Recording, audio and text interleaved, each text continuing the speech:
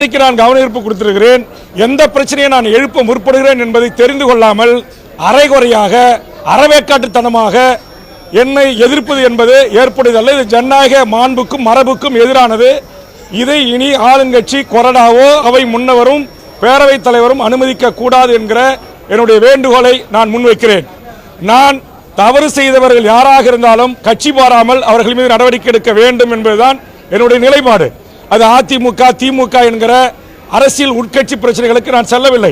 இந்த நாட்டில் நடந்திருக்கிற சட்டத்துக்கு புறம்பான அநியாய அக்கிரம நடவடிக்கைகளை நான் பேசுவேன். என் கட்சிக்காரர் கடலூர் மாவட்டத்தில் கொலை செய்யப்பட்டு இன்றோடு 8 நாட்கள் ஆகிறது. அந்த கொலை குற்றவாளிகள் இதுவரையில் கைது செய்யப்படவில்லை. நான் முதலமைச்சர் அவையில் இருக்கின்ற போது நான் முதலமைச்சரிடம் இந்த கவனத்தை ஈர்ப்பதற்கு முயற்சிக்கிறேன்.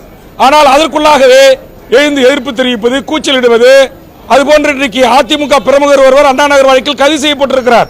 இதற்கு பின்புலத்தில் இருக்கின்ற யார் என்பதை வெளிக்கொண்டு வேண்டும் என்று நான் பேசுகிறேன். பேசுவதற்கு வாய்ப்பு மறுக்கப்படு.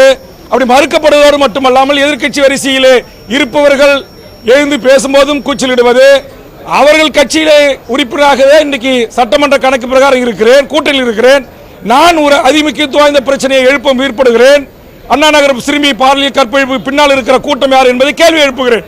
அங்க என்ன கேட்கிறேன் என்பதை தெரியாமல் கூட எதிர்ப்பு தெரிவிக்கிறவர்களை நம்முடைய தமிழக அரசினுடைய அரசு கொறடா, அவை முன்னவர், பேரவைத் தலைவர் மட்டுப்படுத்த வேண்டும் என்று அங்க இந்த கோரிக்கை பதிவு செய்யப்படல. அதனால பத்திரிகை ஊடகத்தின் வாயிலாக பேரவைத் தலைவருக்கும் தமிழக அரசின் கவனத்தையும் நான் கொண்டு செல்ல விரும்புகிறேன்.